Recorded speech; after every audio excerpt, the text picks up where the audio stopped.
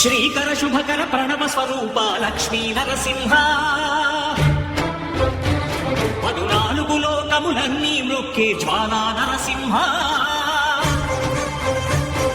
శ్రీకర శుభకర ప్రణవ స్వరూప లక్ష్మీ నరసింహ 14 లోకములన్నీ మృక్కే జ్వాలా నరసింహ నీవే శరణమయా ఓ యాదగిరి నరసింహ శ్రీకర శుభకర ప్రణవ స్వరూప లక్ష్మీ నరసింహ 14 లోకములన్నీ మృక్కే జ్వాలా నరసింహ. శాంతి శాంతి. మనుషుల్లో ఈ వికృత ఘోష లేకుండానే కళ్యాణ నరసింహుడు ఇక్కడ వెలసింది. అందుకే ఆ యాదర్శి తపస్సు చేసింది. ఓం లక్ష్మీ నరసింహాయ నమః. ఓం ధన్యోస్మి మహాదేవ. యాదర్శి మహాముని స్వామి, నీ తపస్సుచే పునీతమైన ఈ క్షేత్రం యాదగిరి గుట్టగాను శ్రీవారు శ్రీ యాదగిరి నరసింహస్వామిగాను కొలువబడతారు. మహాప్రసాదం.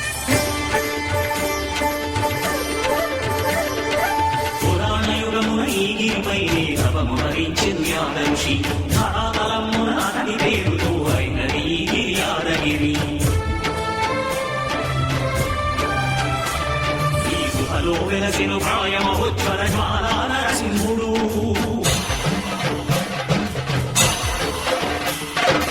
భక్తాభిష్టములన్నీ తీర్చే లక్ష్మీ నరసింహుడు సుఖ శాంతులను చేకూర్చు శుభయోగ నరసింహుడు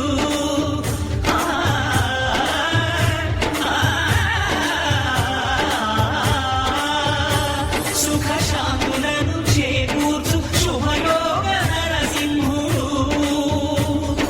నమో నమః నమో నమః నమస్కరించెను 4 దిక్కులు నఖముల వెలుగుకు మొక్కెను చుక్కరు గోపుర రూపము దాల్చినది ఆ దివ్య స్పర్శన చక్రము మంగళహారతులిచ్చినది మహాకార చక్రము శ్రీకర శుభకర ప్రణవ స్వరూప లక్ష్మీ నరసింహ 14 లోకములన్నీ మృక్కే జ్వాలా నరసింహ.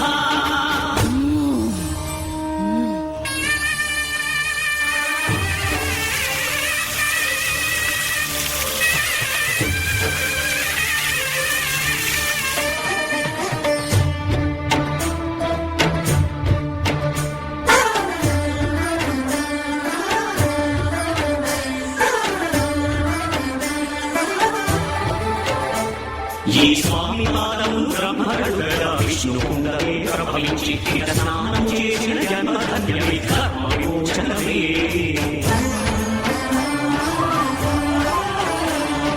విశ్వవైద్యులై స్వామి చేదు రోగ నివారణమే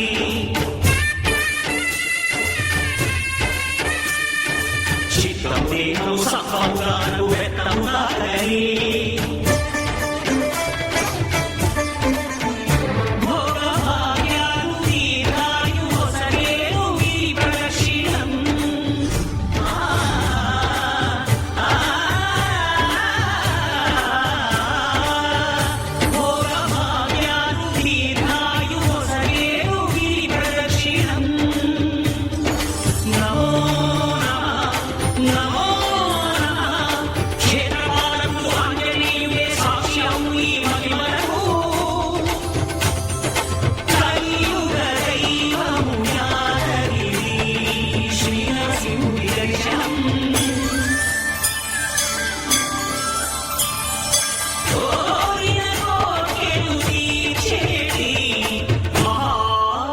వృక్షము శ్రీకర శుభకర ప్రణవ స్వరూప లక్ష్మీ నరసింహ 14 లోకములన్నీ మృక్కే జ్వాలా నరసింహ.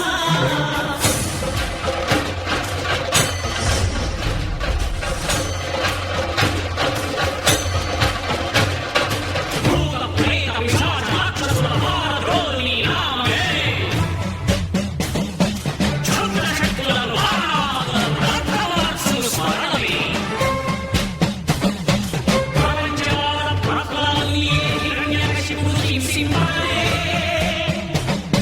సర్వ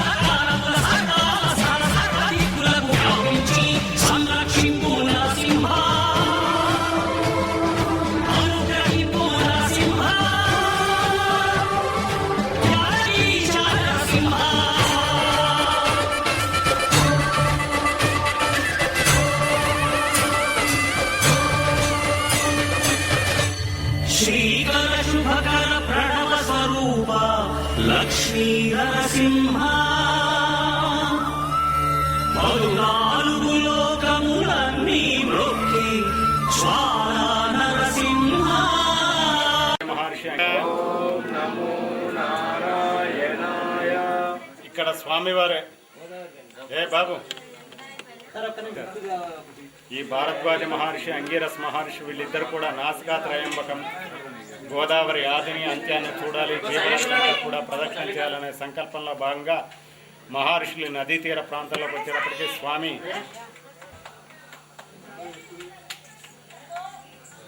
మహర్షులిద్దరు కూడా గోదావరి నది ప్రదక్షిణలో భాగంగా ఈ తీర ప్రాంతాల్లోకి వచ్చేటప్పటికి స్వామి ఫలానా గుహలో ఉన్నానని గుర్తు చూపించారు.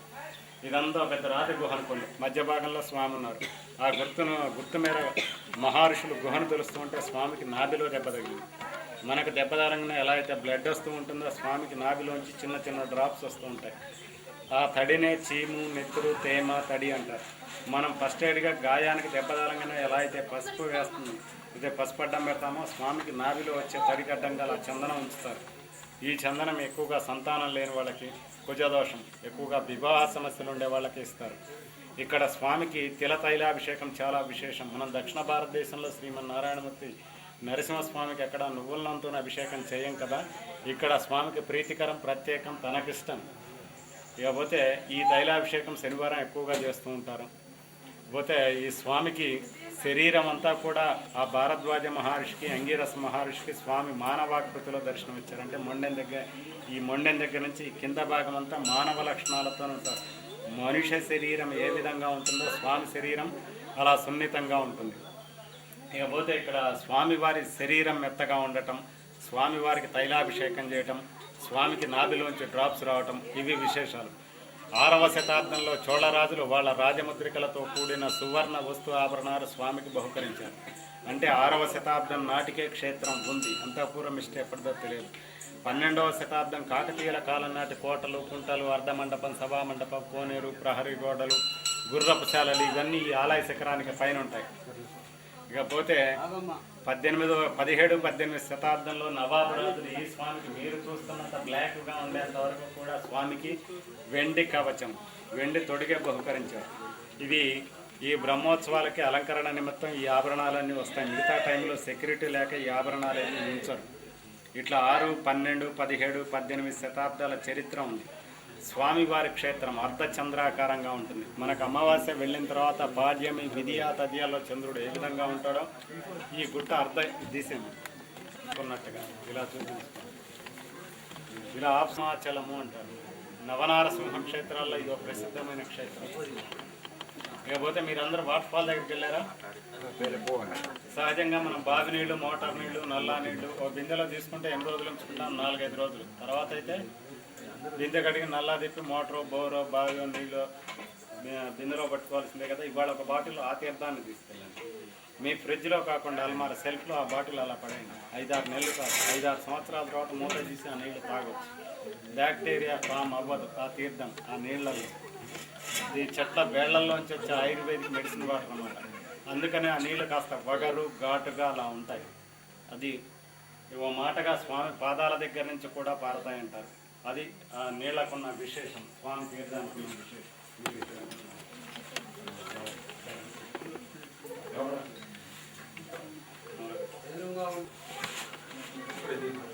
స్వామి శిఖరము, స్వామి తిరునామాలు, స్వామి నేత్రాలు. స్వామికి ఇక్కడ నాభిలో దెబ్బ తగిలినప్పుడు బాధలు అరిచారు. అందుకనే ఇక్కడ సింహం నోటి ఇలా తెరిచి ఉంటుంది. స్వామికి ఇటు శంఖము, ఇటు సుదర్శనం అంటే చక్రము, ఇటు బార్గ కౌముది గద, ఇటు పద్మం. శంకు, చక్రం, గద, పద్మం. స్వామి చతుర్భుజుడు.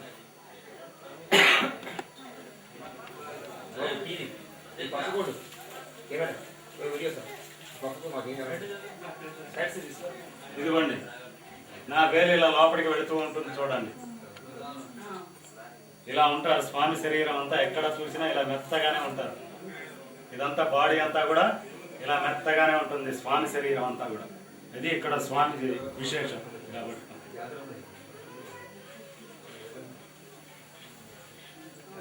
ఎందుకంటే స్వామికి నాభిలో దెబ్బ తగిలిన ప్రదేశం.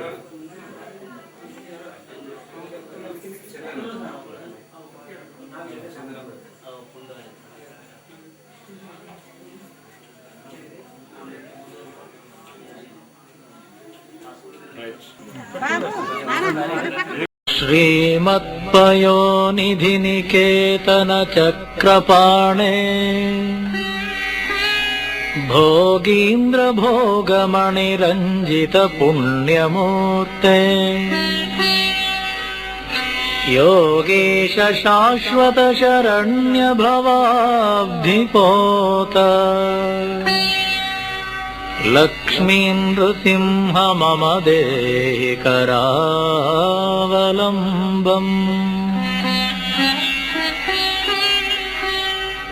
ब्रह्मेन्द्र रुद्र मरुदर्क किरीटकोटि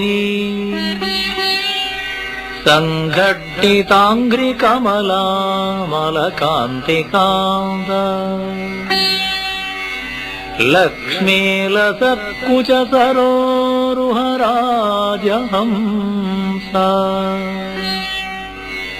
लक्ष्मी नृसिंह मम देहि करावलम्बम्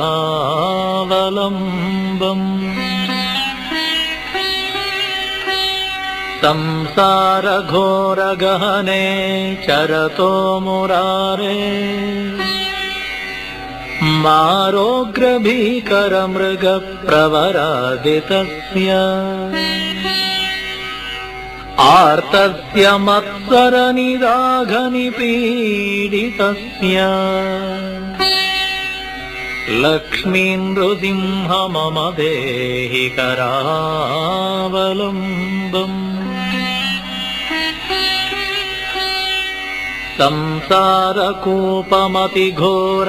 संसारकूपमतिघोरमगाधमूलम् सम्प्राप्य दुःखशतसर्पसमाकुलस्य दीनस्य देवकृपणा पदमागतस्य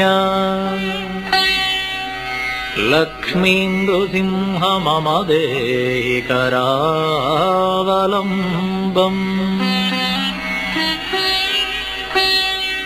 संसार सागर विशाल करालकाल नक्रग्रह ग्रसन निग्रह विग्रहस्य व्यग्रस्य रागरसनोर्मिनिपीडितस्य लक्ष्मी नृसिंह मम देहि करावलम्बम्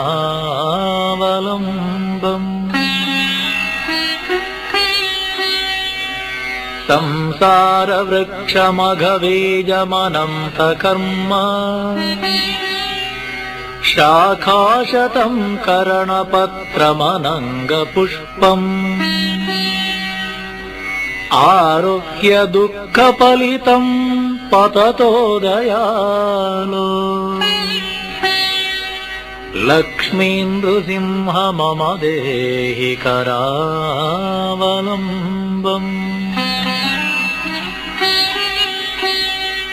संसार सर्पघनवक्त्र भयोग्रतीव्र दंष्ट्राकराल विषदग्ध विनष्टमूर्ते नागारिवाहन सुधाब्धि निवास शौरे लक्ष्मी नृसिंह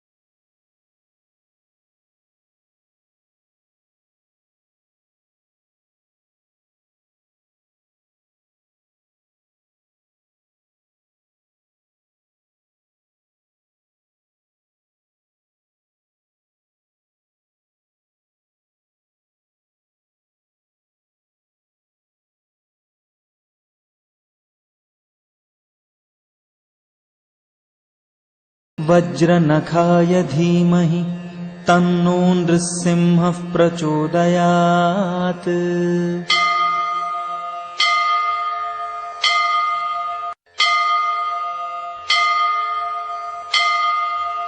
ॐ उग्रनृसिंहाय विद्महे वज्रनखाय धीमहि तन्नो नृसिंहः प्रचोदयात्।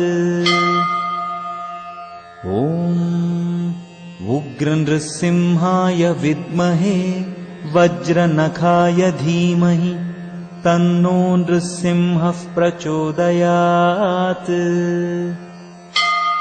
ॐ उग्रनृसिंहाय विद्महे वज्रनखाय धीमहि तन्नो नृसिंहः प्रचोदयात्।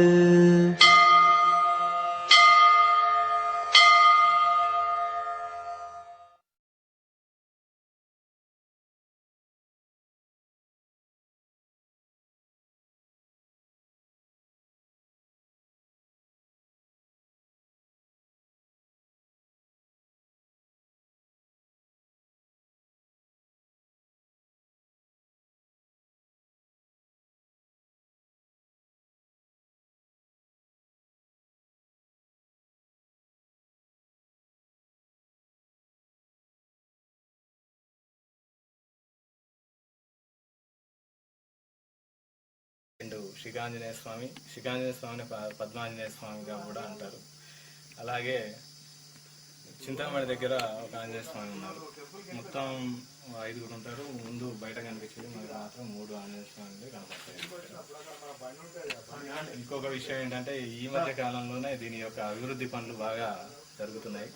ఇక్కడ ఈ మధ్య కాలంలో వచ్చిన చైర్మన్ గారు పురుషోత్తం గారు కానీ, ఈవో రామారావు గారు కానీ ముందుండి ఈ యొక్క కార్యక్రమాలని ముందుకు తీసుకెళ్తున్నారు. అలాగే ఇప్పుడు కొత్తగా మెట్లు కొత్తగా ఆర్చి కట్టారు. ఆ ఆర్చి దగ్గర నుంచి ముందుకు తీసుకెళ్ళడం, ఆర్చి దగ్గర నుంచి మెట్లు ఉన్నాయి. ఇది కొత్తగా వచ్చే భక్తులకి, ఈ జాతరకి, ఈ బ్రహ్మోత్సవాలకు వచ్చే భక్తులకి చాలా సౌకర్యంగా ఉంటుందని చెప్పేసి ఈ యొక్క మెట్లని ఏర్పాటు చేయడం జరిగింది. అలాగే పూర్వకాలంలో కూడా ఉన్న మెట్లు కూడా ఉన్నాయి. ఒకటి ఎక్కడానికి దిగడానికి కూడా ఇక్కడ ఉపయోగపడుతుంది. అలాగే కాటేజీలు కూడా ఏర్పాటు చేశారు